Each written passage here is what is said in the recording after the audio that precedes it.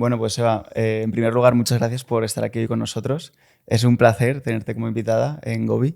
Eva, un poco por empezar por lo primero de todo, ¿cómo descubres la escalada y cómo te empiezas a enamorar de este deporte? Pues descubro la escalada yendo a estudiar a la biblioteca, precisamente. O sea, debo el descubrimiento de la escalada a mis estudios, a haber querido estudiar para un examen.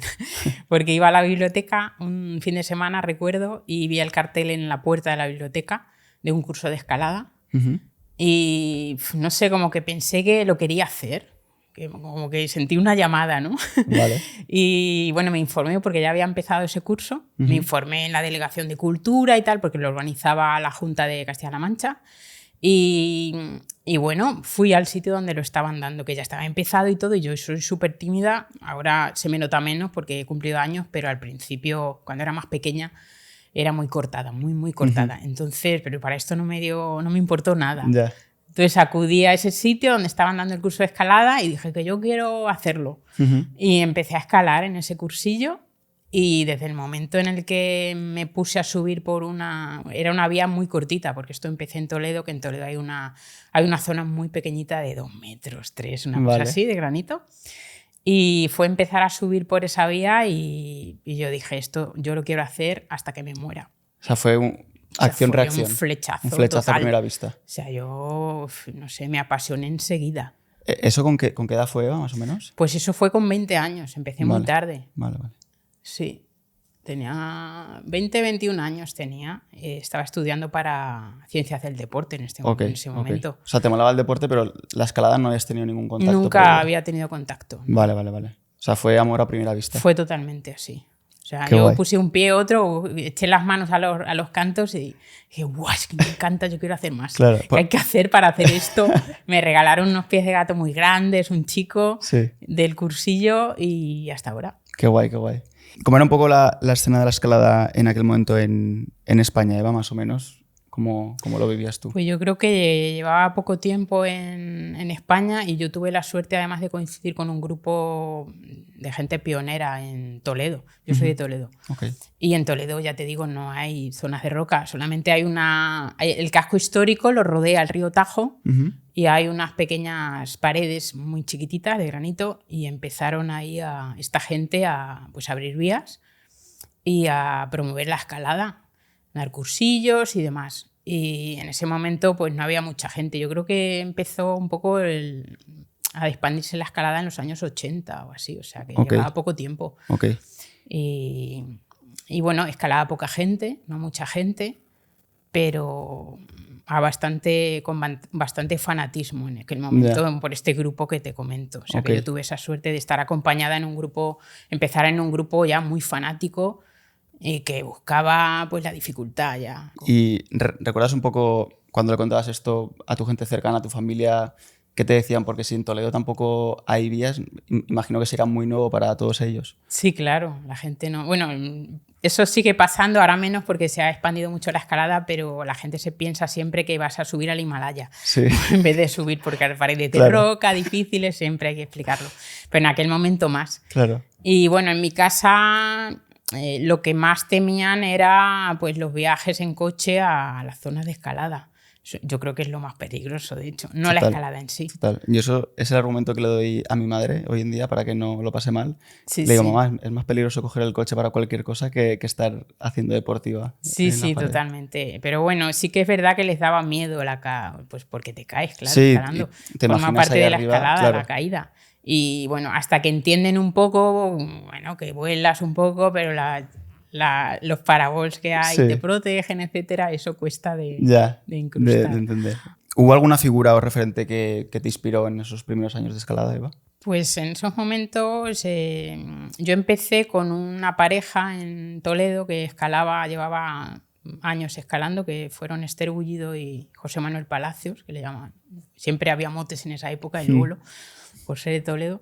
Y bueno, Esther Bullido sí que era un referente para mí porque buscaba, además, en ese momento todavía no se había encadenado 8A en España, por mujeres, y ella buscaba ser la primera.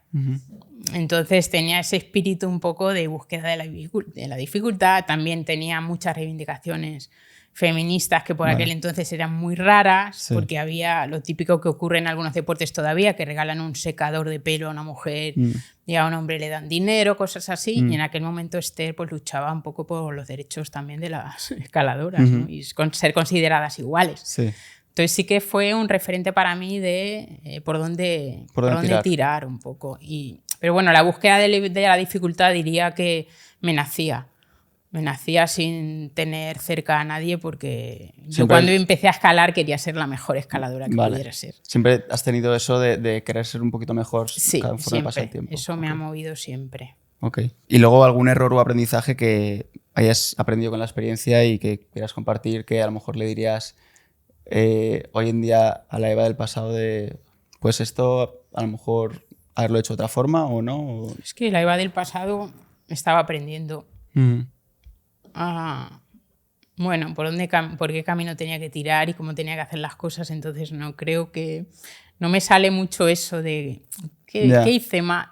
Yo creo que estaba aprendiendo, ¿no? Y bueno, yo le diría a la Eva del pasado que tenía razón en esforzarse por ser mejor y que tenía razón en buscar cómo hacerlo, cómo entrenar mejor y cómo superarse. Y que esa pasión era importante hacerle caso. Qué guay, sí, que va a merecer la pena. O sea, qué bien. Genial. Estoy contenta. No, estupendo. Hoy en día, Eva, que bueno, con el auge de las redes sociales y un poco todo el mundo querer compartir lo que hacemos y buscar un poco también la aprobación dentro de las demás personas, yo creo que sí que a veces pecamos de estar más pendientes de qué enseñamos o de qué dir al resto más que de disfrutar el proceso. Y le escuchaba a un chico hablar en redes sociales que decía, le preguntaban, pues, ¿qué es lo más importante para escalar? ¿O cuál es el factor? Yo decía, disfrutar. O sea, no olvidarte de disfrutar, de pasarlo bien, de pasar un buen rato, que hoy en día creo que a muchos se nos puede llegar a olvidar. Sí, hombre, ahora digamos que prevalece más eso y es más dominante en la gente por el uso de las redes sociales, ¿no? Por la apariencia y por tener que compartir algo pues todos los días, una story que estás haciendo, yo qué sé, qué entrenamiento, yo qué sé qué día, ¿no? Sí. Hay un afán, hay un interés, en demasiado interés, ¿no? En mostrar, mira que he hecho esto, que lo sepáis, que he hecho esto, ¿no? Sí, más que por hacerlo. Más que antes, pero yo creo que eso estaba antes también de otra manera. Porque antes también había revistas y, bueno, aunque es verdad que te buscaban los periodistas para mostrar esos logros, pero pues a su manera cada uno lo hacía o cada una lo hacía en su entorno incluso, ¿no? He hecho esto, he hecho a sus compañeros, a sus amigos, cosas. O sea, que yo creo que eso está en el ser humano. Es normal querer compartir las cosas que has hecho y tal, y como... bueno, un interés en destacar o ser más que que el otro.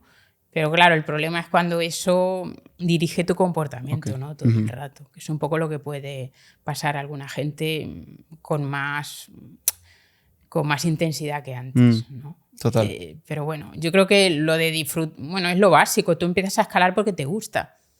Y eso es lo que te mueve, es la motivación intrínseca esa, ¿no? De querer hacerlo mejor, de querer hacerlo más porque te gusta, porque disfrutas. Entonces eso es el origen y ya está. Y quien se guía por unas motivaciones más extrínsecas, ¿no? De, bueno, que este sponsor te dé dinero o que aparezca en una revista o que me saquen en tal perfil en Instagram y tal, no duran mucho tiempo. Y si duran, pues no están con mucha felicidad, ¿no? En el camino, entonces... pues que elija cada cual. Pero... total. Luego, Eva, siguiendo un poco con el hilo de tus comienzos en la escalada, ¿recuerdas si algún hito que dijeses, wow, esto se me está dando bien? Pues sí, insisto, o sea, yo cuando empecé lo tenía claro, que quería hacer eso y quería hacerlo lo mejor posible y las vías más difíciles porque es lo más divertido, ¿no? Encadenar cuanto más duro. Pero sí es verdad que yo siempre digo esto y lo recuerdo y como que digo... qué curioso y qué inocente, ¿no? Pero es verdad, a mí el grado que más ilusión me ha hecho nunca es el 7A.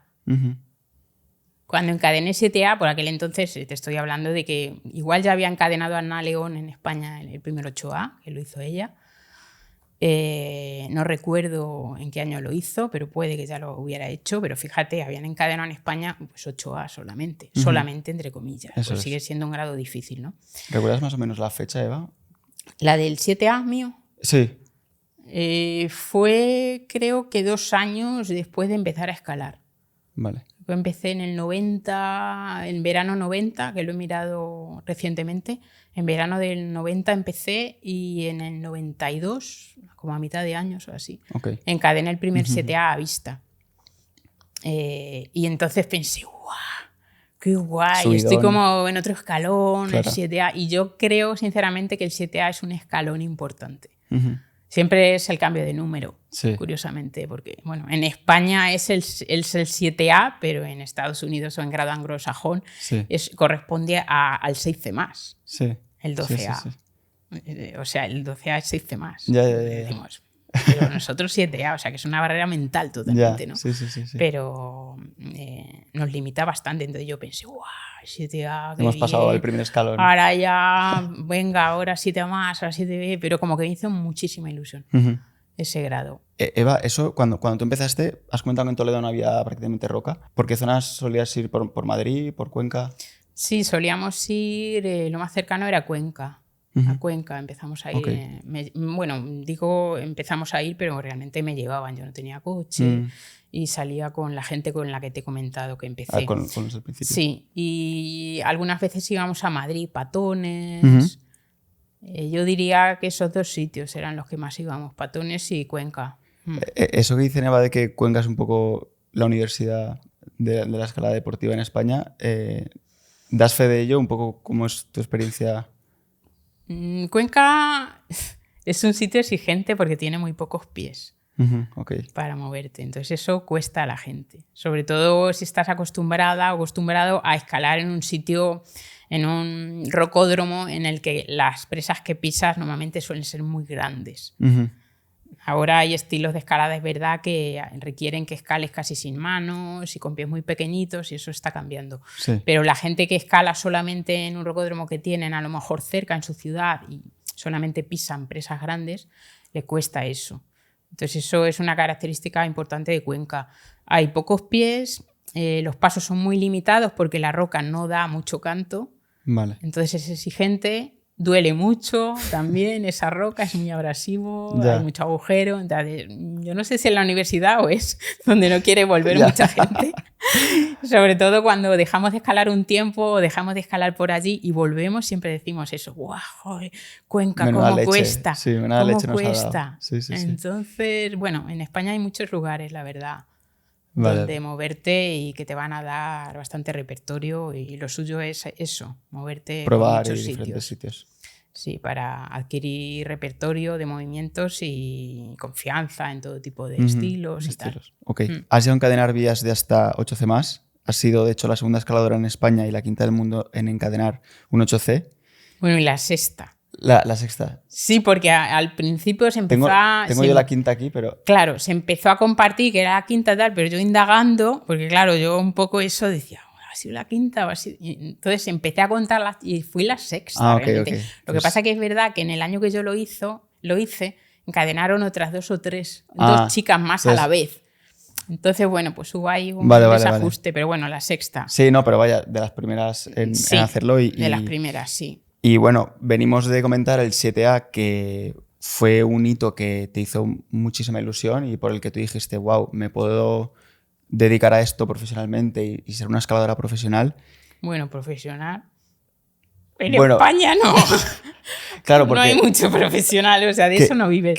Vale, porque ¿qué dirías, por ejemplo, que es, o sea, una persona que que podemos considerar un escalador profesional? Hombre, técnicamente es alguien que vive de la escalada. Que vive de la escalada, ok. Pero no de la escalada, porque yo vivo de la escalada porque entreno a gente. Vives de escalar. Escalar, de practicar tu deporte y con el enfoque que tengas, el que sea. Ya sea buscar grado o ya sea otros perfiles que se buscan ahora, que son más, que son más comerciales porque tienen un espíritu, que sea, que mueve a la gente a la web o a la marca a lo que sea. Que tú quieras, ¿no? Eso es ser profesional. Entonces yo eso nunca he pensado que podría vivir solo de la escalada. Ya, entiendo. En parte porque tampoco creo que puedo hacer eso. Ahora ya no, pero antes siempre me he planteado, ¿y si solo escalara? Y nunca he podido hacer eso porque siempre he tenido una inquietud un poco, bueno, pues llámalo intelectual o llámalo de búsqueda de, bueno, otro campo dentro de la escalada, pero otra faceta que no es escalar en sí, como tal, sino investigarla o buscar cómo entrenar, etc. Entonces tengo otras inquietudes que no hubiera, pero sí que pensé en lo que te he dicho antes, escalar lo más duro que fuera capaz y de la mejor manera que fuera capaz. Eso sí, y eso fue desde el principio, y en cada grado que he ido buscando me ha ilusionado igual y me ha dado como refuerzo, me ha reforzado para seguir así. Ha sido un círculo vicioso continuo de voy a por esta vía, voy a por este estilo, voy a por este grado, me esfuerzo por ello, lo consigo, pues ahora... Ha sido un continuo búsqueda como muy natural, ¿no, Eva? O sea, muy natural y muy... Poco a poco, de ir buscando un poquito más, un poquito más. ¿Cómo recuerdas un poco la preparación, la estrategia para encadenar este tipo de vías, que son vías muy, muy duras, muy exigentes, que cualquier error nos puede hacer no encadenar? Pues, bueno, yo siempre he sido como muy así sistemática, ¿no? Y... he intentado cada día analizarla, en qué consistía, qué requería, qué me faltaba, qué condiciones ambientales incluso requería ir a ella, porque tenía un canto romo abajo que justo le da el sol hasta las 3 y entonces tengo que esperar así y calentar en esta vía. No es adecuado, busco esta otra, o sea que ha sido divertido en ese sentido de que me requiere... ha sido un objetivo que me requiere conseguirlo, voy a hacerlo, etc. Pero por otra parte es verdad que en el camino, bueno, pues tienes que manejar un poco la presión que te supone esa dureza, ¿no? Esa dificultad, ese esfuerzo, ese momento en el que, entre comillas, lo pasas mal porque sufres en cuanto a resistencia, porque estabas muy cansada y sigues, o lo que sea, que siempre te caes en un paso y eso te supone, bueno, pues un estrés al estar acercándote, y eso hay que combatirlo. Incluso abajo, cuando llegas a la vía, ya te sube la frecuencia cardíaca. ¿Cómo hacer eso, no? Y luego, en concreto, me estoy acordando de plantearme el 8C. Cuando quise probarlo, los pasos, siempre me ha ilusionado mucho ver una vía dura, a ver si soy capaz de sacar los pasos. Como una ilusión bastante grande de, a ver si soy capaz. Y cuando me subía y los iba sacando, me ponía súper contenta, ¿no?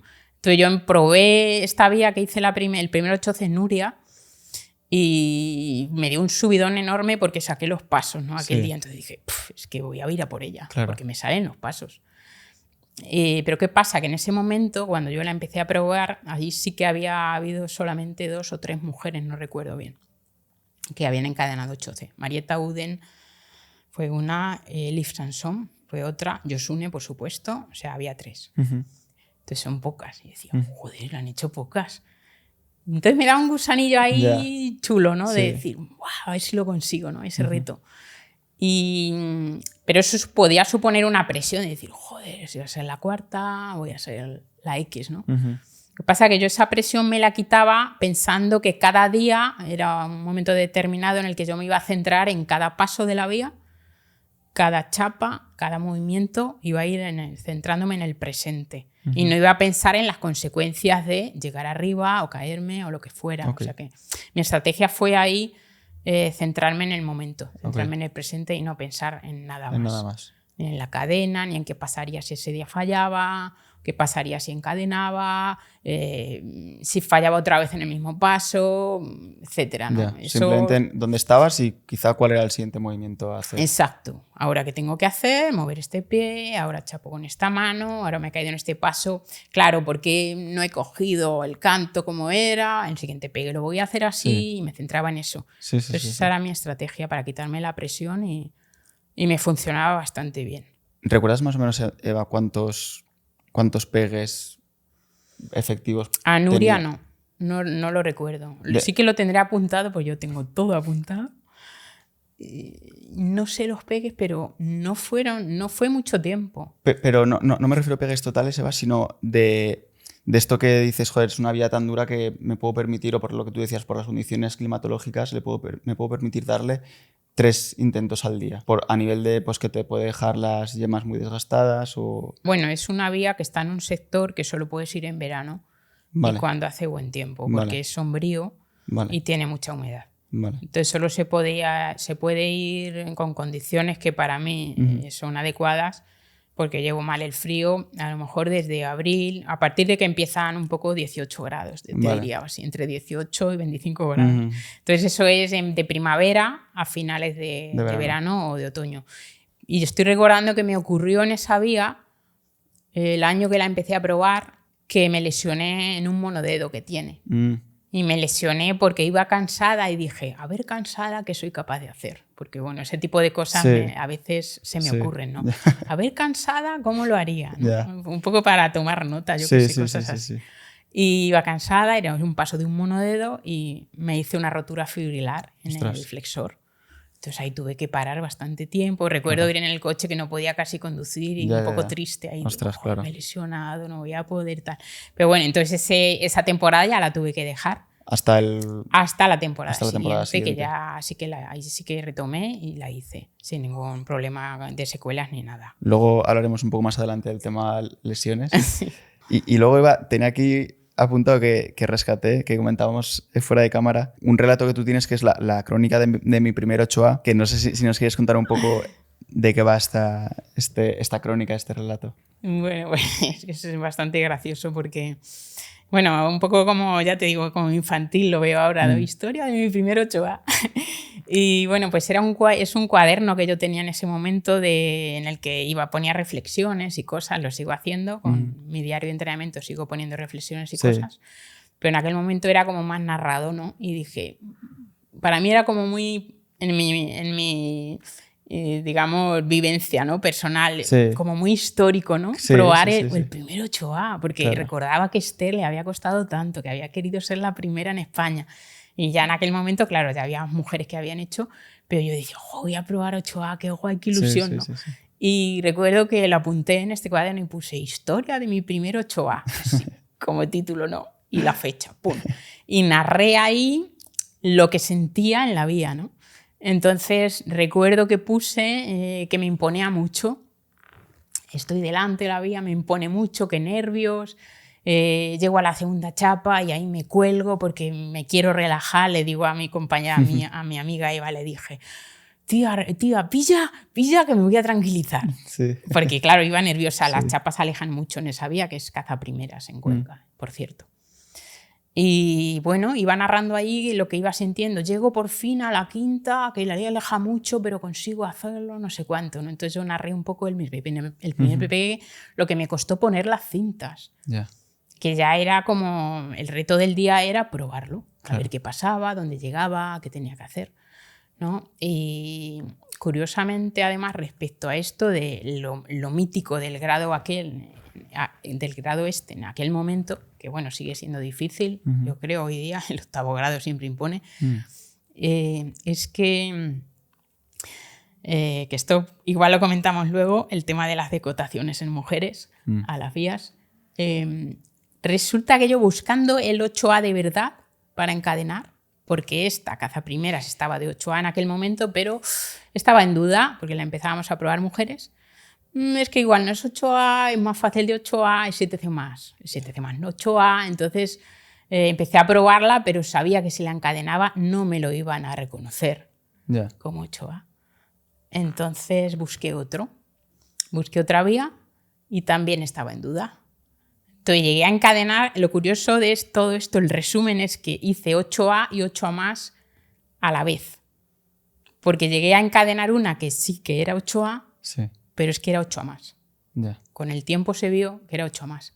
Entonces yo nunca supe, hasta hace poco que lo investigué, no había sabido hasta ahora que había hecho 8A antes, 2 años antes de lo que yo pensaba que había hecho 8A. Vale. Porque en realidad había buscado un 8A tan duro para que me lo homologaran, que me lo reconocieran, que había llegado a hacer 8A+. Ostras. Entonces, sí, fue muy gracioso aquello. Un poco, esto, Eva, que comentas, no sé si es un tema de ego, Es un tema de machismo. De machismo, porque no tiene ningún tipo de fundamento más allá de... Bueno, digamos que el machismo es un poco eso, ¿no? Sentir o pensar, tanto con actos como con el lenguaje, como con cosas que prevalecen en la sociedad, considerarnos a las mujeres inferiores en habilidades, en fuerza, etcétera, ¿no? Entonces, yo creo que, claro, en este caso, la comunidad de hombres se siente amenazada de que una mujer haga el mismo grado que ellos. Y eso también ocurre en escaladores que el colectivo considera menos fuertes, que si se acercan a los grados que ellos están haciendo, le quitan valor de alguna manera. Yeah. Bueno, es que claro, eres más pequeño y te metes ahí bien, o es que los dedos te caben mejor y para quitar valor a tu acto, ¿no? Entonces esto en concreto esto ha pasado durante mucho tiempo y sigue pasando. Sigue pasando que cuando las mujeres nos acercamos a los grados máximos están en duda esos grados máximos. Entonces tenemos siempre la opción que nosotras mismas le damos validez a ese pensamiento de que es verdad, no es tan duro. Colaboramos en eso porque yo lo he hecho. Es decir, pues voy a hacer uno de verdad.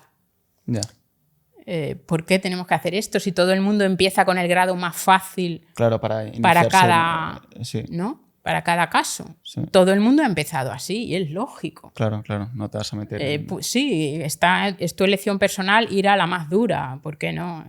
Si lo sientes así, te gusta, adelante.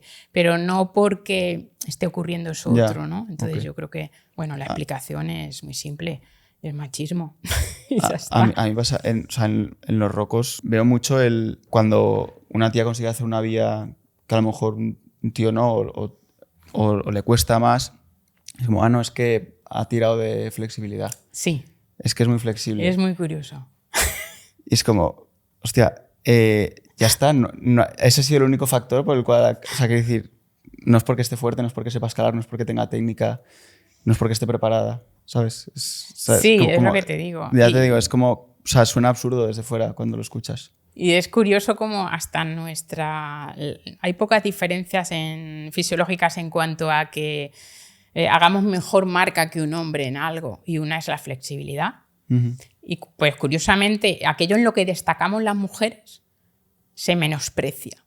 ¿Por qué tiene menos valor la flexibilidad que la fuerza? ¿Por qué? O sea, no tendría que ser así. Pero ocurre, bueno, pues porque son cualidades en las que los hombres destacan. Si ponemos a levantar a un hombre y a una mujer el mismo peso, la misma carga absoluta, el hombre levantará más carga absoluta. En relación a su peso, pues bueno, podemos discutirlo. Y también habrá diferencias, pero bueno, se infravalora las cualidades en las que destacan las mujeres, que puede ser puede ser que tengamos los dedos más pequeños, como se le dijo a Lynn Hill cuando hizo la nose. Claro, es que le caben los dedos y... Bueno, sí, ya es absurdo. Es bueno, absurdo. Nos reímos porque, sí, porque es un mecanismo para defenderte, ¿no? La risa, pero es triste.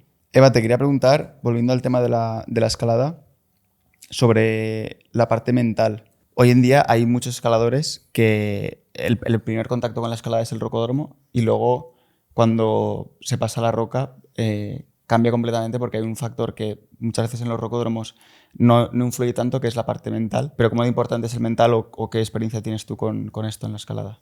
Bueno, la mental es una parte muy importante. Yo diría, en la escalada hay 4 facetas, que es la puramente de condición física, la técnica, la táctica y la mental. Las 4 interaccionan de manera que se pueden anular unas a otras en cuanto a que tú puedes tener mucha fuerza y mucha resistencia, pero si en lo mental no vas bien, no vas a triunfar.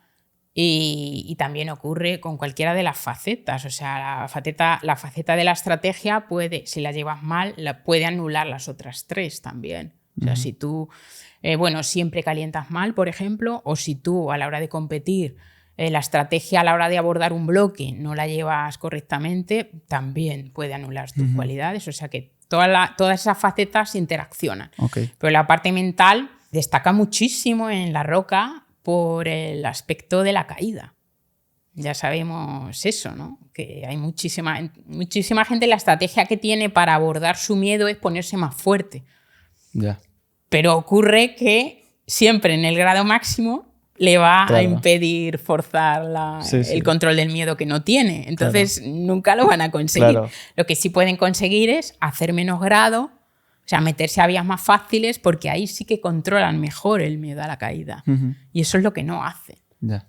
Por el tema, bueno, de que cuesta que te vean en un 6A. O que sea, tú prefieres que te vean en un 7A. Aunque sea, bueno, pues a escondites, que no puedes pasar de la segunda chapa o montando de la vía o en torros incluso, ¿no? Ya. Entonces el aspecto mental se descuida mucho, no está suficientemente reconocido por la comunidad de escalada, que es importante trabajarlo, y a mucha gente le está impidiendo progresar por eso. Incluso disfrutar, ¿no? Sí, claro, incluso disfrutar porque huyen de meterse a vías en las que no pueden afrontar el paso duro adecuadamente porque el aspecto mental no lo llevan bien, o el miedo, o no se pueden esforzar hasta sus límites, ¿no? Porque tienen el miedo a no poder resolverlo, no sé, mil cosas que hay por ahí que tampoco yo estoy muy formada en ello, ¿no? Pero sí que veo que ahí cojea mucha gente. Ya, sí. No sé si alguna recomendación o algo que le puedas lanzar a la gente sobre esta parte. Bueno, primero que escuchen y que lean sobre por qué es importante el aspecto mental, que sigan a perfiles. Bueno, por ejemplo, Inma Garrido, que es una amiga psicóloga, divulga bastante sobre este aspecto. Cualquier persona de ese campo va a divulgar la importancia de estos aspectos, que escuchen y que reflexionen qué es lo que les está impidiendo avanzar y que obren en consecuencia. Y obrar en consecuencia es, si te estaba impidiendo tanto disfrutar y avanzar y lo ves para ti, bueno, pues que para estar contenta o contento es importante superar eso, vete a contratar a un profesional o una profesional en ese campo. Igual que está la gente contratando a entrenadores y entrenadoras, pues contrata a una entrenadora mental también. Porque, bueno, es lógico. Sí, que también es un campo importante. Es un campo importante. Y a tener en cuenta. Pero, por ejemplo, lo que decías de meterse en vías más sencillas de nivel, pero que te vayan a dar la confianza de poder moverte, de poder hacer un paso donde las cintas están alejadas, yo creo que es una buena práctica para ganar, ¿no? Un poco esa confianza. Sí, para ganar habilidades sobre todo, porque es verdad que yo veo que hay mucha prisa. Por ejemplo, escalar con cuerda, en roca sobre todo, es una disciplina muy compleja.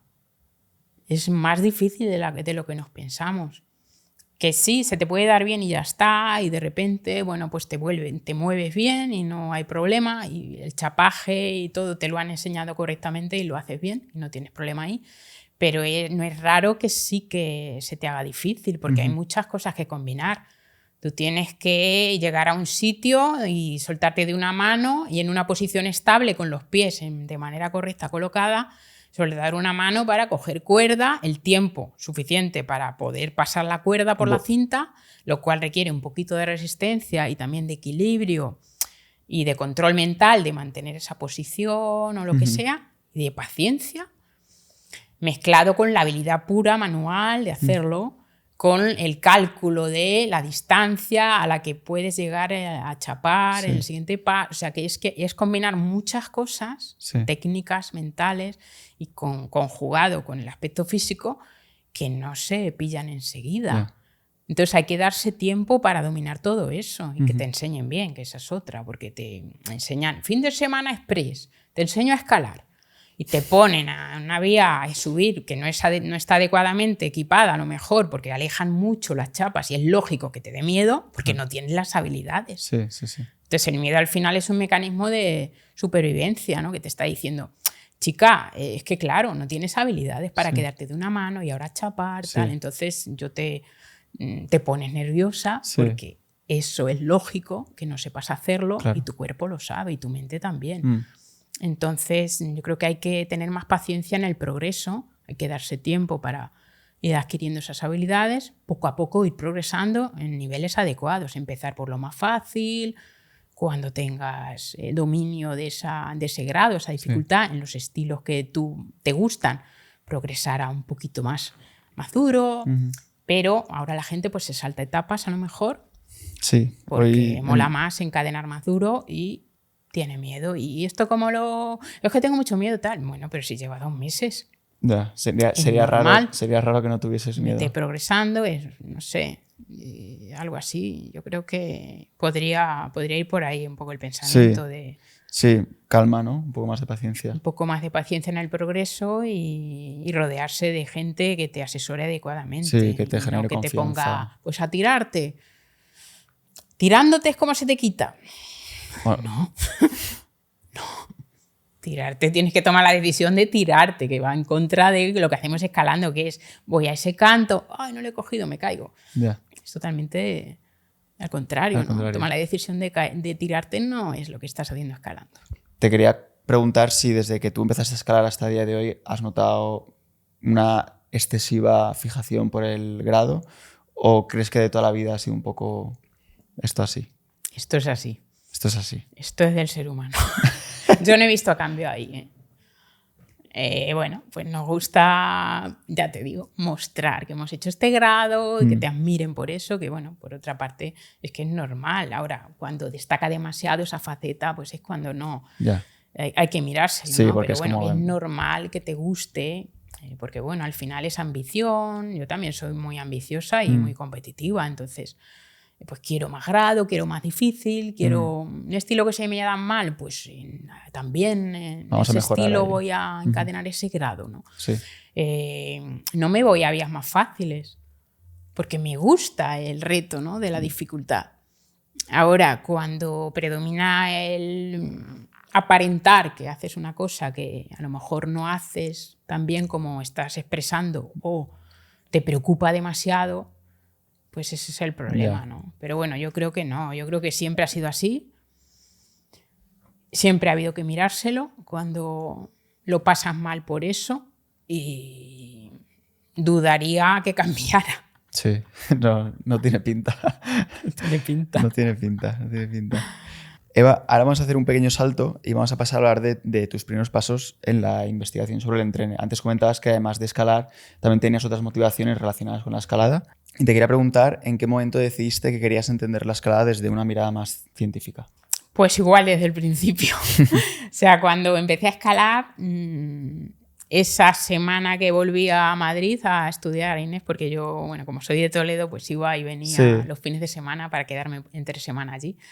Me empecé a ir a la biblioteca del INEF para buscar libros para buscar artículos, mejor dicho, de investigación que hubieran tratado el tema. Y no había, recuerdo, porque lo puse en una conferencia esto, que había 3. Ostras. Y eran de lesiones. Entonces, bueno, pues empecé a buscar otras cosas y encontré un libro en francés, el Grimper, me acuerdo, de Edlinger, escrito junto a 2... profesionales de ciencias del deporte o equivalente en Francia a esta carrera, ¿no?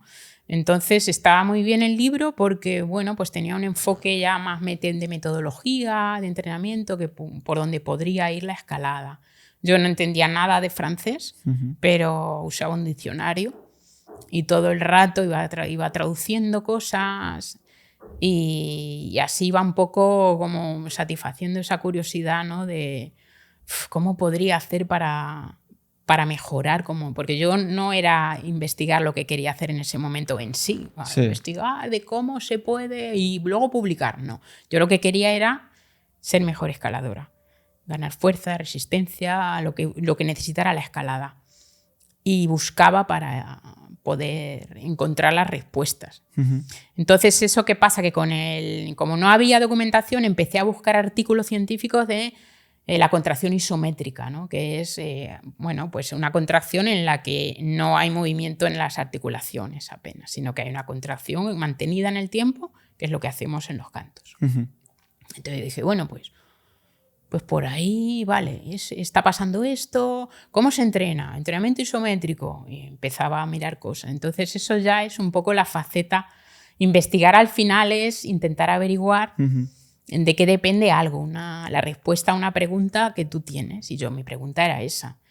Entonces yo era investigadora al principio, pues para mí misma, cómo hacerlo mejor. Okay. Y luego ya poco a poco, como iba aprendiendo de esto y aplicándolo, pues ya amigos y amigas me decían que les entrenara. Entonces yo seguía investigando, seguía leyendo, adaptando cosas, sistematizando lo que podía. Sí. Iba desarrollando esa faceta como de sistematizar el entrenamiento. Y con el tiempo, dije, es que me gusta mucho lo de responder preguntas. Sí. Al final se llaman preguntas de investigación por eso, porque dices, ¿cómo se puede mejorar la fuerza de dedos X tiempo, no sé cuánto? Sí. Es una pregunta de investigación. ¿Cuál es la respuesta? Miro la documentación que hay publicada, veo algún vacío que haya y cómo lo puedo llenar yo. Y eso fue lo que hice cuando pedí una excedencia, porque yo era profesora de educación física en secundaria, y pedí una licencia por estudios para estudiar para los cursos de doctorado. Okay. Y dije, yo quiero hacer el doctorado y quiero hacer una tesis doctoral. Uh-huh.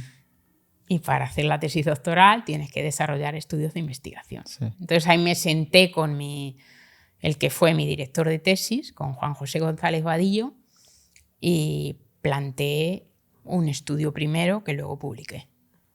Y ahí empezó un poco esa faceta de publicaciones, como investigadora y tal, y acudir a porque sitios. Antes de empezar a generar este tipo de entrenamiento o este tipo de sistematizaciones, ¿cómo, por ejemplo, tú cómo entrenabas?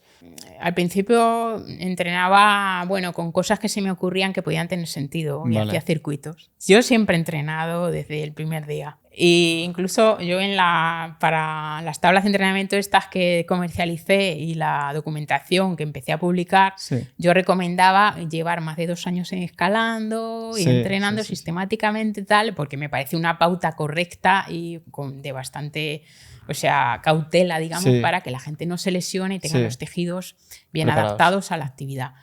Pero yo desde el primer día que empecé a entrenar me empecé a colgar de una barra que puse en el patio de mi casa, porque yo dije, vamos a ver, aquí tienes que estar agarrándote a cantos mucho rato. Entonces me voy a colgar de una barra, porque era lo más parecido que se me ocurría, ¿no? Claro. Y yo empecé a entrenar así. Entonces tengo apuntados circuitos desde ese momento de que consistían en colgarme de una barra, hacer dominadas montada en una cámara de bicicleta, porque no había en ese momento las gomas que hay ahora. Sí, vale. Y no podía hacer una dominada al principio. Entonces yo hasta que hice 2 dominadas pasó 1 año. Y a los 2 años hacía 6 solo. O sea, que es un camino largo. Sí. Y hacía, elevaciones de talones como para trabajar los gemelos, porque yo decía, claro, son cantos pequeños y tienes que tener resistencia. Iba haciendo ejercicios así. Y luego en el casco histórico de Toledo había un muro de un convento, de una iglesia erosionado, en el que, claro, había grietas pequeñas entre los ladrillos. Mampostería se llama, porque era mudéjar el edificio. Esto ahí lanzó, para los que les gusta el arte, lanzó esto. Y entre las grietas de los ladrillos, pues nos agarrábamos. Pues ahí íbamos haciendo travesía de un lado para otro en el casco histórico de Toledo. Entrenaba. Claro. Resistencia. Y luego ya en mi casa convencí a mis padres en un trastero que tenemos para montar un plafón desplomado en el que compré unas cuantas presas y otras las hice de madera yo. Y era, para que te hagas una idea, eran 2,70 o así de ancho y 2,70 de alto, porque era desplomable. Vale. Con un mecanismo que inventamos, como el kilter, pero manual, y 2,50 de ancho. Y ahí yo daba vueltas y entrenaba. Qué guay. Hasta 500 movimientos. Ostras. Encontré hace poco que lo revisé. Ostras, qué guay. Entonces, leyendo documentación de otros deportes, yo decía, resistencia, ¿cómo se puede trabajar? Leyendo revistas que publicaban en Francia, que estaban un poco más avanzados que aquí, y un poco trasladando la teoría del deporte que yo conocía del INEF con la lógica que se me ocurría y cosas así, pues iba intentando hacer cosas parecidas de resistencia y lo iba como sistematizando con unos reposos diferentes. Sí. En unos momentos que en otros, etc. Yo veo por lo que me cuentas, Eva, que siempre desde la curiosidad, ¿no? O sea, siempre has sido una persona súper curiosa. Siempre. Nunca te has quedado ahí, ¿no? O sea, siempre has querido conocer. Siempre me ha gustado buscar cómo mejorar todas las facetas de la escalada, además, porque al principio lo más llamativo es lo físico. Sí. Es lógico, porque bueno, tienes formación, digamos, en ese deporte y dices, claro, me canso mucho, no me quedo de los cantos. Entonces dices, bueno, pues fuerza de manos, resistencia de manos, flexibilidad, si quieres, a lo mejor en algunos pasos. Pero luego dices, es que me estoy cayendo porque no me acuerdo del paso clave que saqué el otro día. Me estoy cayendo por eso. O sea que la memoria también influye. O la eficiencia a la hora de el paso, cómo lo resuelves, o lo mental, ¿no? Sí. Es que llego tan nerviosa ahí que no acierto al video, por ejemplo. Entonces me iba dando cuenta que había otras facetas, entonces ya iba diversificando, diciendo, bueno, pues de lo mental, ¿qué he estudiado yo en INEF? Pues de psicología, esto de la visualización para ayudar, el autodiálogo, etc. Y va un poco, siempre lo he hecho porque me ha divertido muchísimo. O sea, eso es lo principal, porque me lo he pasado muy bien así. Es muy divertido responder preguntas. Sí. Y más de algo que te mola hacer. Claro, y además sí, que lo puedes poner en práctica, me revierte, ¿no? porque persona me también. gusta mucho hacer cuanto más difícil y ese entrenamiento me lo permitía. Claro. Entonces me reforzaba y me reforzaba. Aquí te voy a preguntar cuál fue la motivación de centrar tu tesis en la fuerza de dedos y un poco la historia del regletómetro. Bueno, porque hice el estudio aquel primero, que lo hice en 2004, recuerdo, para pasar la primera fase previa a la tesis doctoral en ese momento. Okay. Fue porque elegí mi tema favorito en ese momento era la fuerza, claro, pues como en toda la gente que escalamos, ¿no? Al principio. Y tenía de director del estudio a Juan José González Vadillo, bueno, lo elegí yo. Entonces yo me reuní con él y le dije, bueno, es que quiero hacer, ¿y de qué quieres hacer el estudio? Pues de la fuerza de dedos, de un entrenamiento para mejorar la fuerza de los dedos y tal. Y bueno, pues claro, hablando, pues vimos, bueno, además Juan José también tenía contacto con algún otro entrenador de otro sitio y tal, y conocía un poco la escalada, cosa que me llamó la atención, ¿no? Y claro, hablando entre los dos, bueno, cantos pequeños, entrenamiento de fuerza.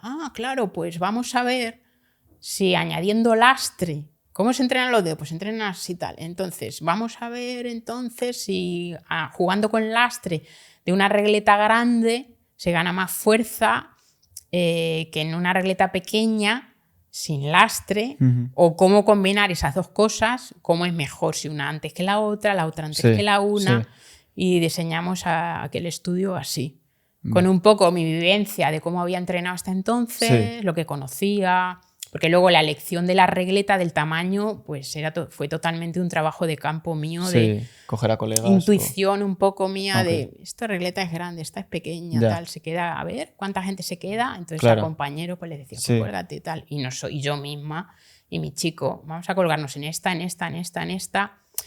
Y bueno, pues había ahí un problema de que cuando elegías una regleta muy grande había poca validez en el tiempo de suspensión, por ejemplo, porque entra más lo mental. Y eso ocurre en el... Entra lo mental. Claro, cuando los test de resistencia cercanos a 1 minuto son más válidos, son más fiables, que en los que te puedes suspender durante 5 minutos, porque ahí juega mucho tu capacidad de tolerancia al sufrimiento. Un poco más. Vale. Son menos fiables. Vale. Depende del día que tengas, ¿sabes? Entonces, tiene que ser una regleta que no sea muy grande, pero y que tampoco muy pequeña. Entonces ahí pues empezamos a diseñarlo por eso, porque vimos que era determinante para el rendimiento en escalada, la fuerza de dedos, y porque yo quería hacer un estudio de entrenamiento que no había. Y así llegamos a... Eso te iba a preguntar, que aquí en España, por aquella entonces no había nada. Ni en España ni en ningún sitio. Ni en ningún sitio. Ese fue el primer estudio.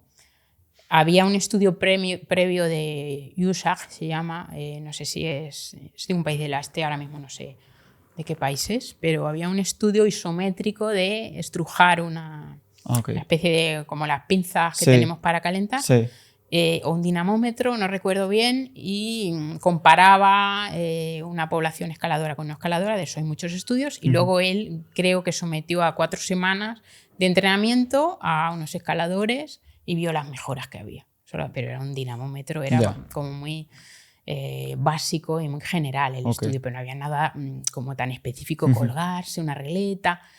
Entonces diseñamos ese estudio y como vimos que teníamos que disponer de regletas pequeñas, porque una población del estudio entrenaba en la regleta más pequeña de la que se pudiera suspender durante 10 segundos con un margen al fallo de 3. Vale. Necesitábamos tener regletas de muchos tamaños. Sí. Tú te tienes que suspender ahora 10 segundos y tienes que suspenderte de 12 milímetros, por ejemplo, porque para ti es la que tiene el margen al fallo de 3.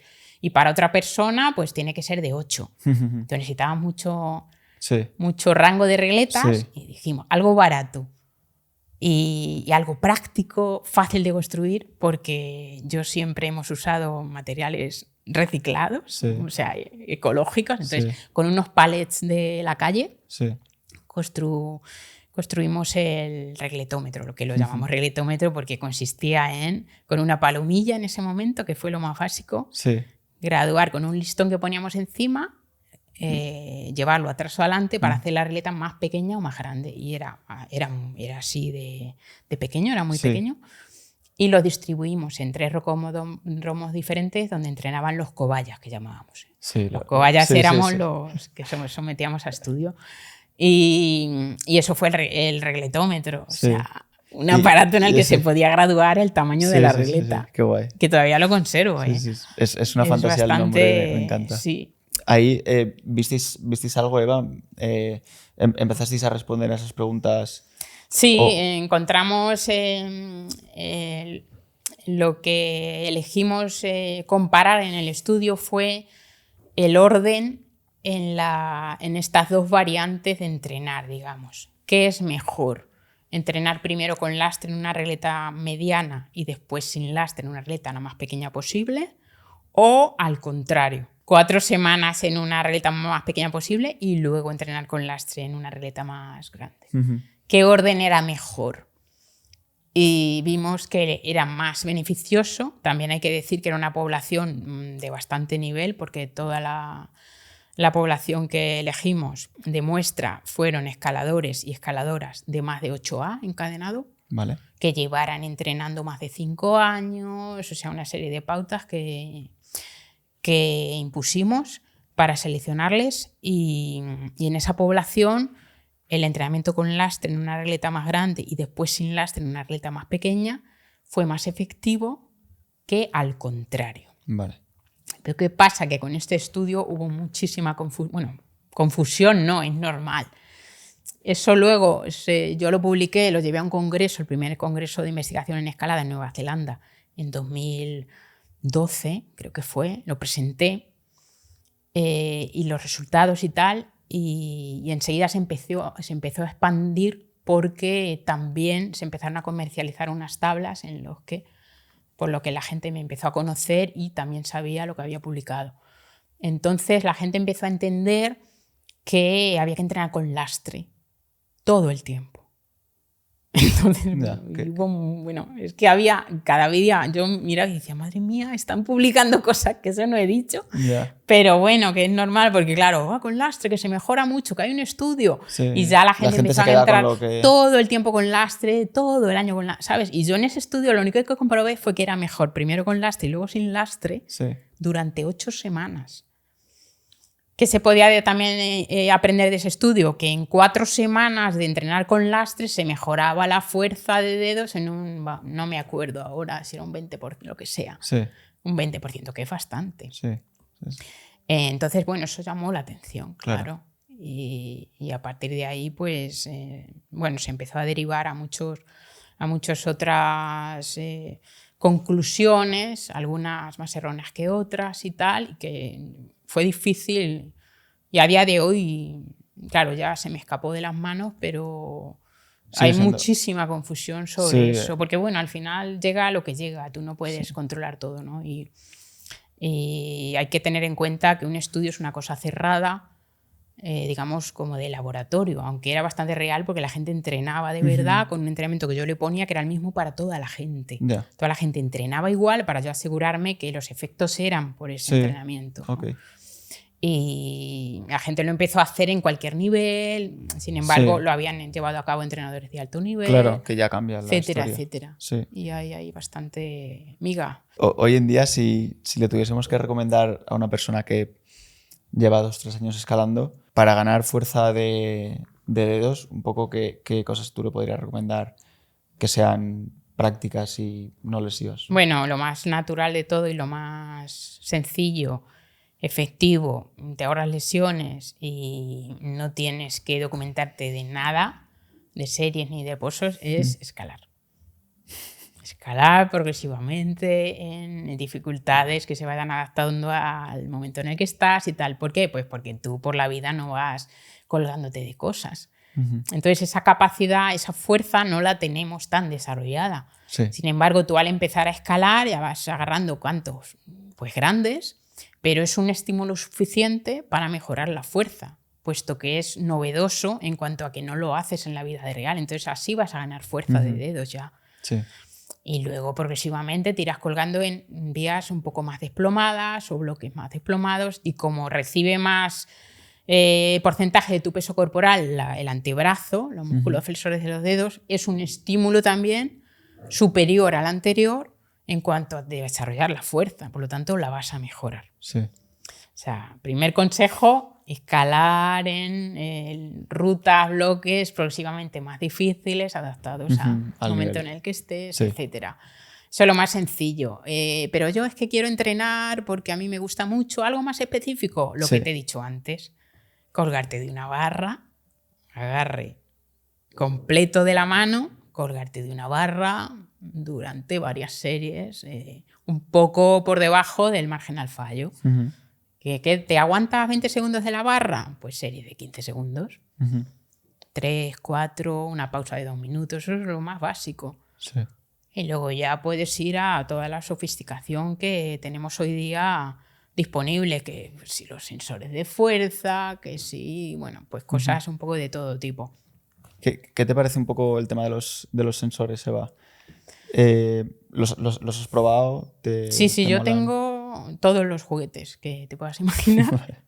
Sí, porque tengo la suerte que la gente cuando saca algo me lo manda. O sea, me dice, a ver si lo puedes probar y me das tu opinión y tal, sin compromiso. Yo les digo siempre, bueno, muchas gracias, o sea, me encanta probar juguetes, pero, o sea, porque me hayas mandado esto ahora gratis, yo no, que sepas que no voy a corresponder con una opinión positiva si no me parece el aparato beneficioso o correcto, etcétera. Y si alguna vez lo muestro, pues será porque me nace y tal, pero no estoy, sí, vale, lo comprendo.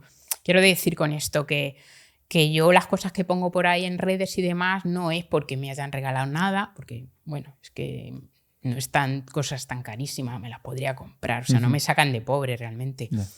Si pongo algo por ahí es porque de verdad pienso que están bien y tal. Entonces, a lo que voy, que yo tengo desde el principio, por ejemplo, el famoso Tindec, que se llama Progressor, por cierto, ¿no? El Tindec es la marca genérica.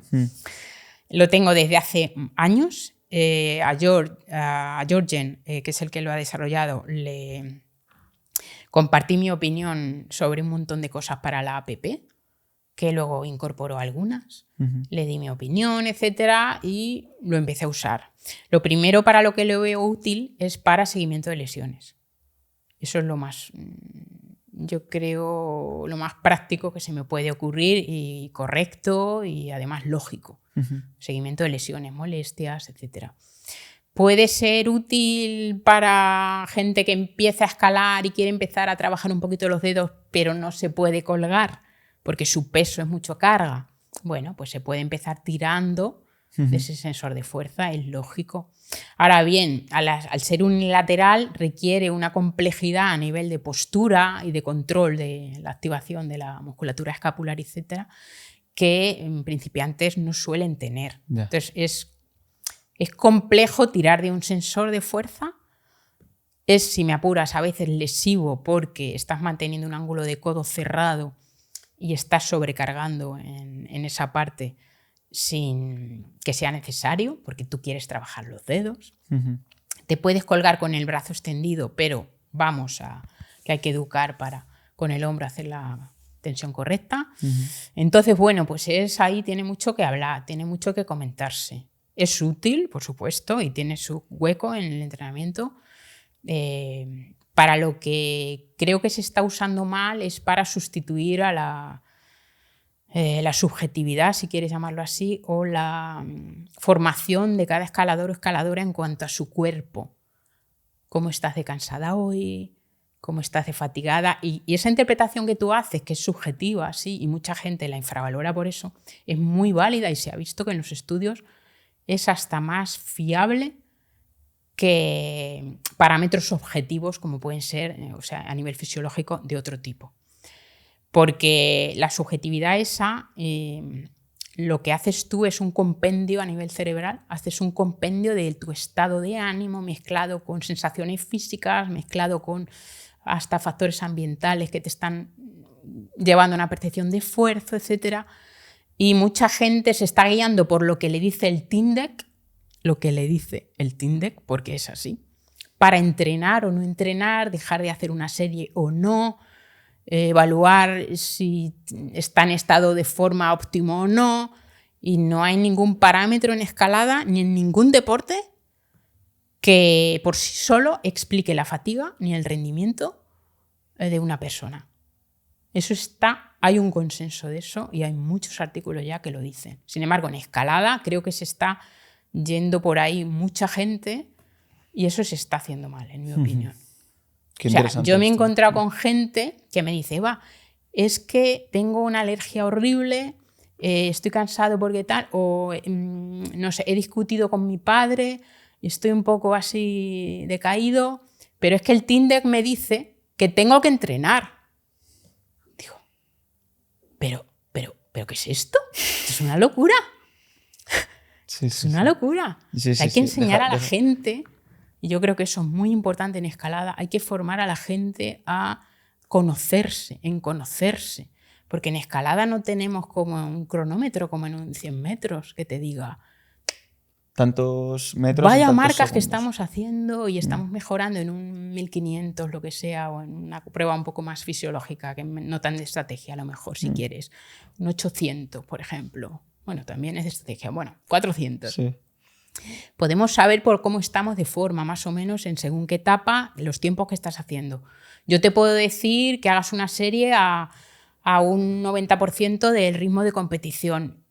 Y bueno, mirando factores fisiológicos que puede ser el pulso, otras cosas, bueno, pues estás ahí más o menos encaminado. No del todo, que se está viendo que no, pero en escalada no tenemos nada. Hay tantas cosas, ¿no?, que nada para certificar un grado. Nada para saber cómo eres tú de buen escalador o buena escaladora.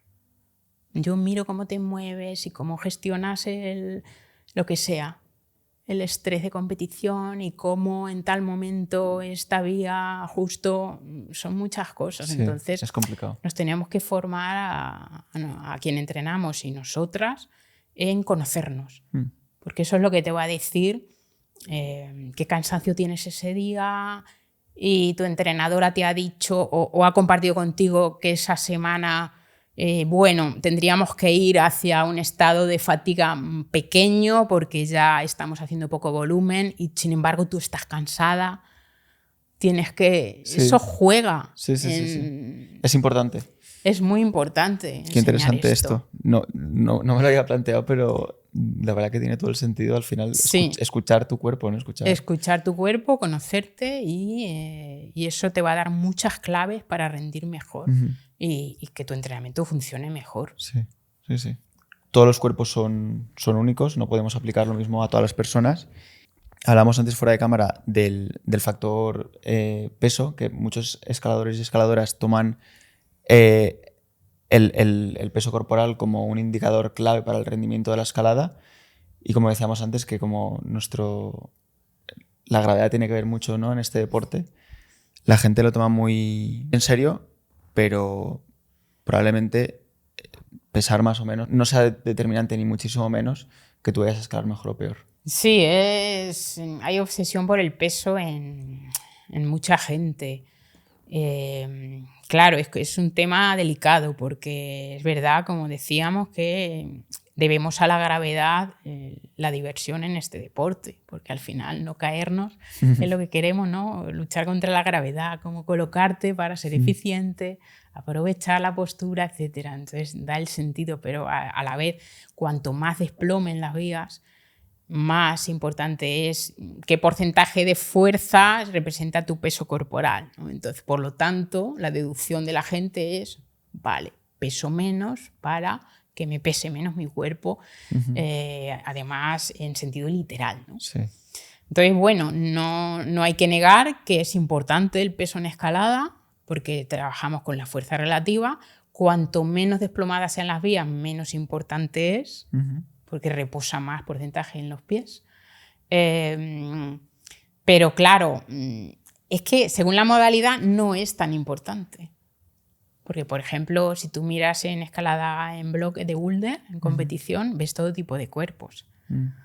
Más alto, más bajo, más altas, más bajas, más musculadas, menos, más delgadas. En escalada de dificultad se ven perfiles más delgados, sobre todo en mujeres, pero ya sabemos que en mujeres, en cuanto el peso es un poco importante, tiramos a los problemas de conducta alimentaria porque nos obsesionamos con eso, ¿no? Entonces, bueno, ¿qué hay que hacer? Bueno, pues primero hay que estar sana y hay que estar contenta.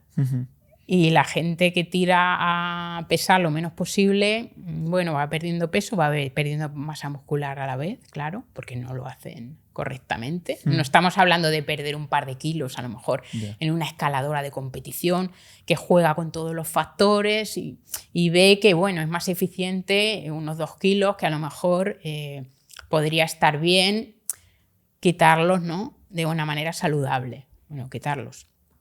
Estamos hablando de gente que deja de comer, claro, y que pierde la regla, sobre todo las mujeres. Y eso es muy, muy grave. Más de 2 meses sin la regla es un problema.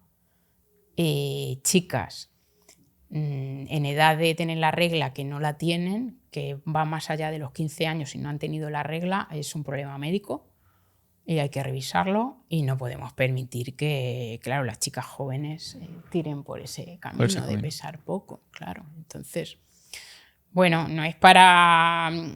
No hay que negarlo y decir ahora, es que el peso da igual, porque mira, tal. Bueno, sí es algo importante y se ha visto que cuanto más nivel tiene la gente y más mira todos los factores, pues es lógico, eso se pasa en todos los deportes. Sí. Que optimizas tu cuerpo para tu deporte y además comiendo bien con una nutricionista al lado, claro. Pero tirar por el otro lado de la obsesión y de perder demasiado peso y de manera poco saludable, y la obsesión pues es grave. Es grave. Yo misma he tenido un problema de conducta alimentaria en el pasado, antes de empezar a escalar. Porque mi problema fue que me obsesioné con comer bien, pero por mi cuenta. O sea, yo decía, pues esto tiene mucha grasa, pues esto no. Lo típico, ¿no? Que quitas todo y llegué a perder bastante peso, se me fue la regla y, bueno, lo que más me destaca de ese momento y más me destacó a mí, y por eso puse solución, es que estaba triste. Estaba triste. Porque te influye en el estado de ánimo, comer poco y estar así con poca energía. Sí, entonces estaba triste y dije, esto no puede ser, claro. Es que, y qué más, si hubiera escalado en ese momento, que empecé a escalar un poquito después, ¿de qué me sirve hacer grado? Si estoy infeliz. Y si yo bajo de la vía y estoy mal porque no puedo comer y porque me lo he impuesto, ¿no? Es un problema ya de salud mental importante, ¿no? Así que, bueno, eso hay que cuidarlo, claro. Sí. Salud mental. Importante. Sí. Luego también, Eva, te quería comentar justo el tema que comentamos de la regla, en este caso del ciclo menstrual, que es un factor que afecta completamente el rendimiento de las mujeres y las escaladoras de cualquier deporte. Simplemente quería comentar un poco esto para que la gente lo entienda y lo tenga en cuenta. Y también otra faceta más dentro de lo de escuchar al cuerpo y saber un poco, ¿no? el estado por el que está pasando el cuerpo de la mujer en este caso. Se está empezando a hablar del ciclo menstrual, cómo influye en las mujeres deportistas y tal. Lo más importante de todo es que se está visibilizando y la sociedad está entendiendo que las mujeres tenemos la regla hasta cierto momento en la vida, claro, y un poco antes no lo tienes cuando eres niña, pero hay mucha parte de la vida que se tiene el ciclo menstrual y que puede influir en el rendimiento en competición, puede influir en algún momento en los entrenamientos, puede influir y influye en el estado de ánimo en algún momento, puede influir en tu concentración, en un montón de cosas, porque al final son hormonas, tenemos receptores de estrógenos en casi todas las células de nuestro cuerpo, las mujeres. O sea, que no es solo que se segreguen estrógenos, progesterona, etcétera, y se desarrolle el ciclo menstrual en una manera coordinada, como sabemos, es que cada célula del cuerpo tiene receptores para los estrógenos, para responder a eso, ¿no? Esto quiere decir que todo nuestro ser está afectado por la secreción de esa fluctuación de hormonas que tenemos en ciertas semanas, ¿no? Entonces, en segundo lugar, quería decir que no es tampoco, y no es correcto, diría, no es correcto limitarnos de manera que digamos, ahora estoy en fase folicular, por lo tanto tengo que entrenar a la fuerza y voy a estar, mi estado de ánimo es no sé qué, y ahora como estoy ovulando voy a entrenar así, y ahora como estoy en la fase lútea tengo que entrenar solo esto y comer así. Eso no es correcto. Y eso se ha visto que no es el enfoque adecuado. No es una cosa tan cerrada. Pero sí es verdad que hay algún momento en el ciclo que algunas de nosotras, en unos momentos, a otras en otras, otras con poca frecuencia, otras con mucha, les afecta en alguna cosa. Entonces, eso sí hay que tenerlo en cuenta.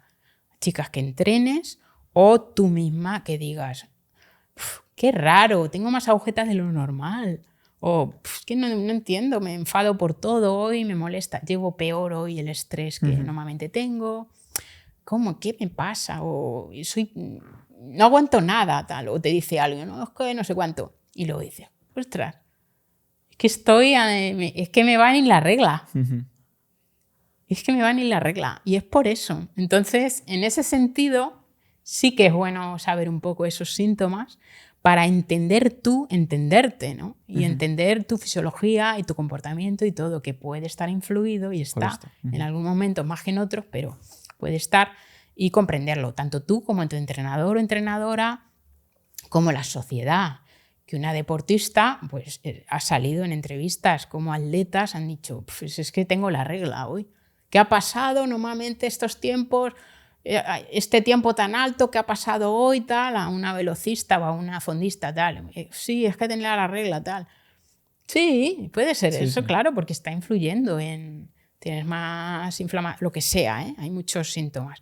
Entonces no hay que negar que la mayoría, hay estudios de esto, como el 80% o el 90% de las mujeres tenemos síntomas negativos en algún momento de algún ciclo o en todos, eso depende, que influyen en el rendimiento. En el rendimiento. Entonces, eso, el resumen sería eso, que no es para limitarnos como que vas a ser así, así, así, porque eso sería una cosa cerrada. Somos un muñeco que responde así, así. No, somos distintas cada una y en cada momento puedes, pero sí comprenderlo, visibilizarlo y que te ayude a entender más sobre ti misma y tu rendimiento. Eso es. Eva, antes hemos comentado fuera de cámara que cuando tú empezaste a escalar y con los estudios y demás, llevaste a mucha gente, entrenabas a mucha gente y hubo un momento que decidiste parar porque no dabas abasto, pero que desde hace un tiempo has vuelto a retomar con el coaching y los entrenamientos. Te quería preguntar un poco por esa faceta tuya más de docencia y de entrenadora, que cómo la vives, si te mola, un poco cómo lo estás llevando hoy en día y todo eso. Bueno, sí, me mola, claro. Me mola. Sí, te estaba comentando que yo desde que, bueno, ya el proceso que hemos comentado al principio, me empezaron a pedir una amiga, un amigo que les entrenara. Entonces, vale, pues todo un poco para practicar empecé así con amigos.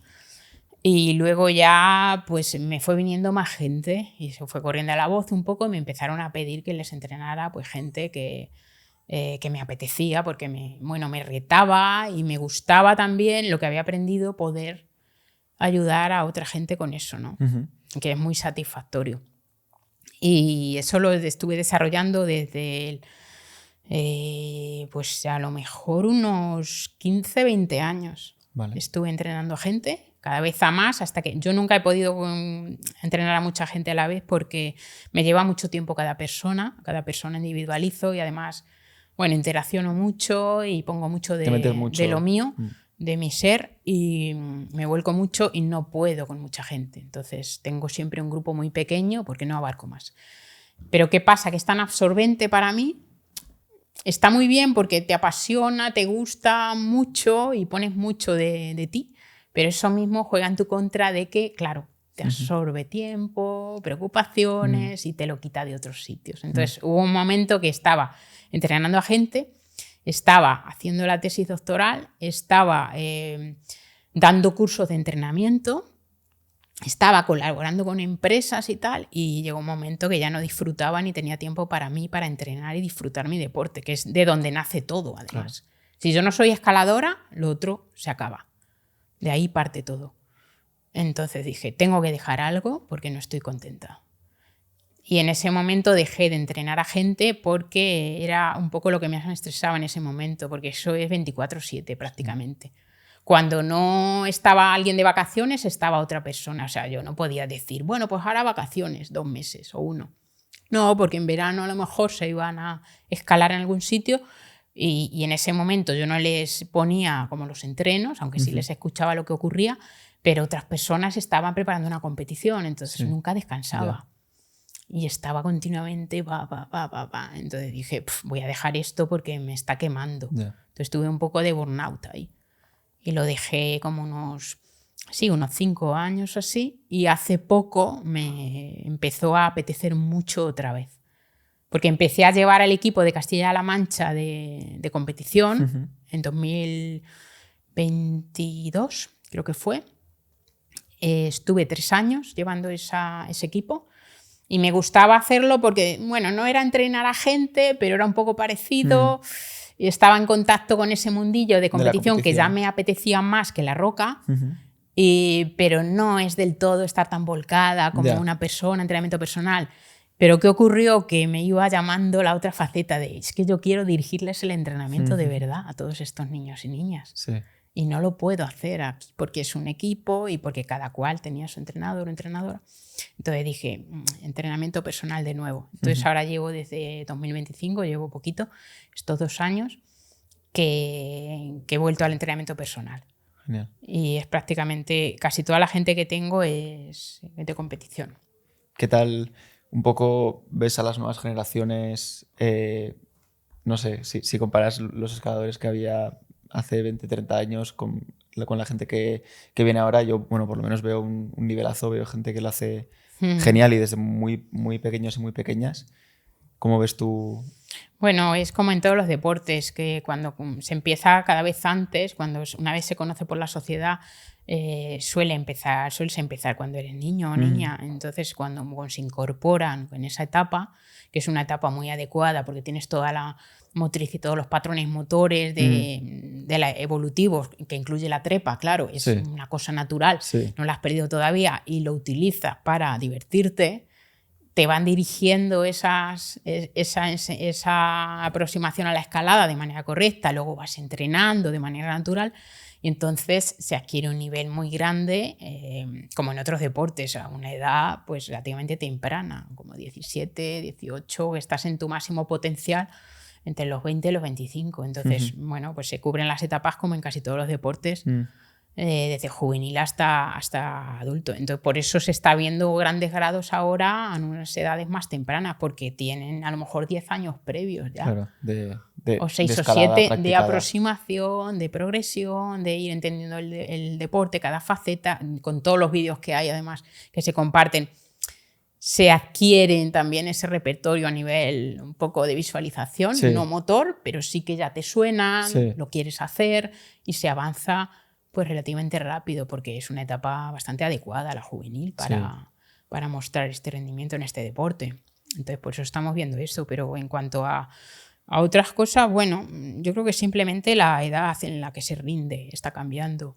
Y tal vez la cultura respecto a lo anterior que ha ocurrido hasta ahora en la escalada, o entender algo más, bueno, el mundo de la roca, que ahora se está separando como todo más, más el mundo indoor por un lado, el mundo de roca por otro, la competición, y hay ahí dentro de la competición pues tus facetas, el boulder, la dificultad, la velocidad, está como especializando todo mucho más, y la escalada indoor está ganando mucho terreno, lo cual es lógico porque es cómodo, es accesible. Y a nivel mental también, las chapas no alejan, está todo facilitado. Pero bueno, está bien porque así la roca no se sobrecarga y no cierran los sectores. Entonces, bueno, pues no sé, diría que por ahí. Cuando empiezas a trabajar con una atleta, ¿cómo afrontas el punto de partida, la progresión? O sea, ¿cómo te gusta enfocar cuando coges a una persona en tu equipo? Pues me gusta empezar con una reunioncilla, un café, por ejemplo.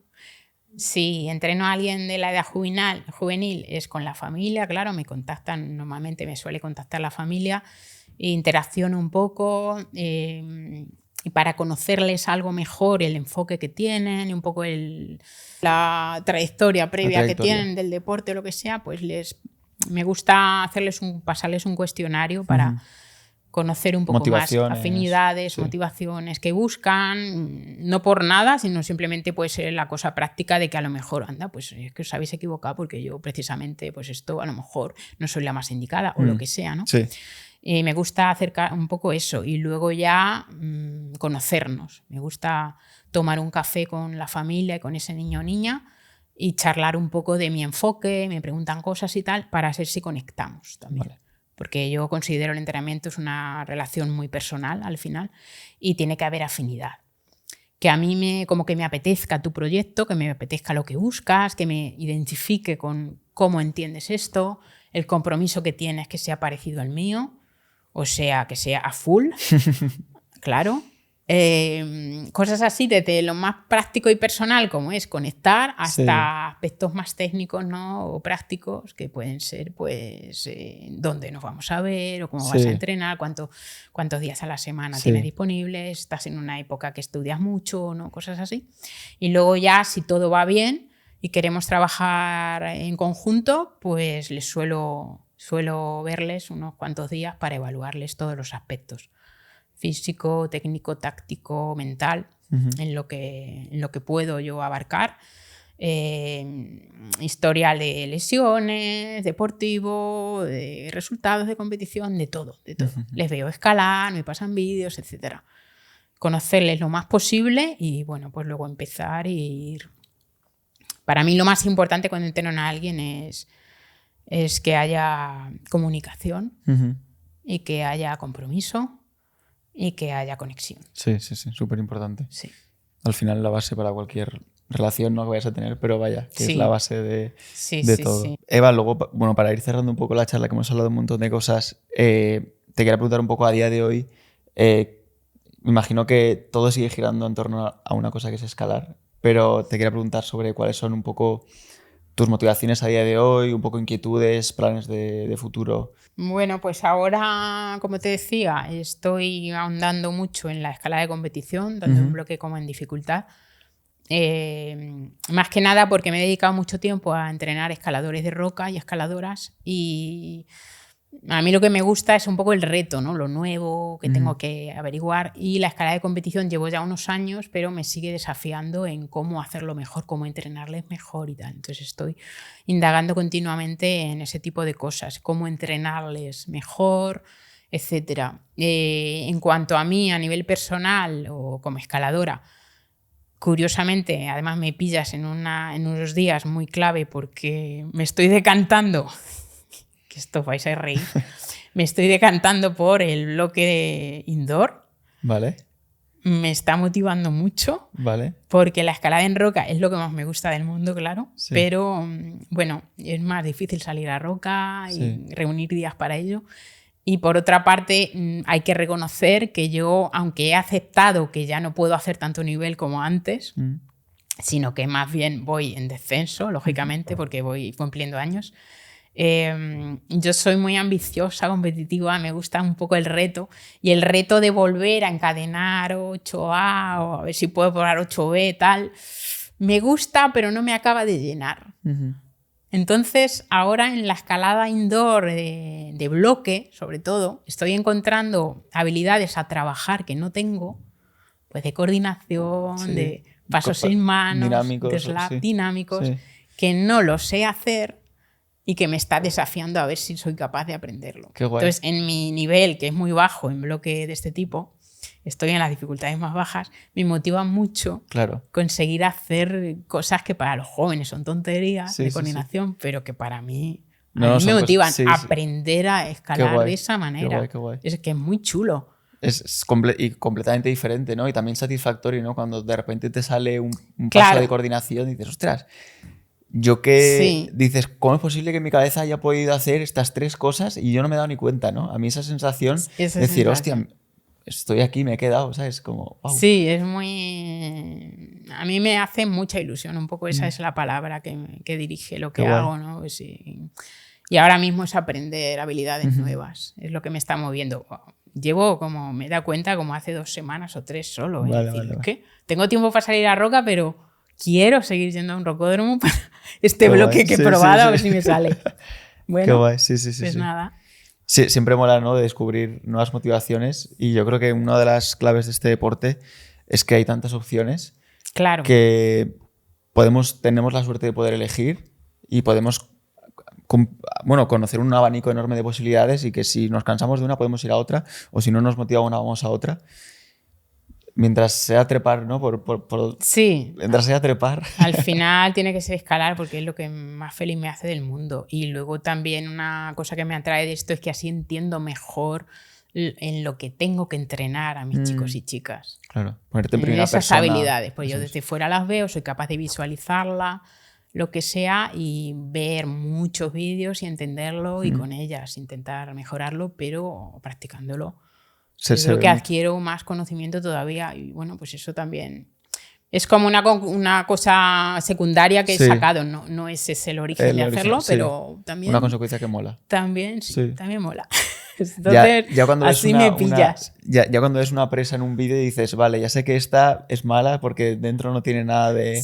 bueno, o es súper Roma, eso ¿sabes? sí que lo puedo saber sin... Bueno, practicar estas habilidades, pero ya te digo que ahora estoy un poco así. No sé si cambiaré un poco más adelante, pero de momento no pienso muy a futuro, sino ahora mismo que es lo que me motiva, que es con lo que disfruto, y por ahí estoy ahora. Qué guay. De momento no sé más qué hacer después.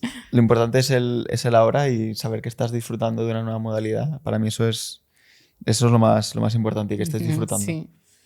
La verdad que sí. Pues Eva, para despedir un poco, darte otra vez las gracias. Creo que es una charla súper interesante. Yo he aprendido un montón de cosas. Nada, a ti. Y esperemos que a la gente le mole. Sí, esperemos eso. Eso es lo principal, que no se aburran. Eso. Bueno, gracias chicos por estar ahí. Un abrazo. Gracias. Chao, chao.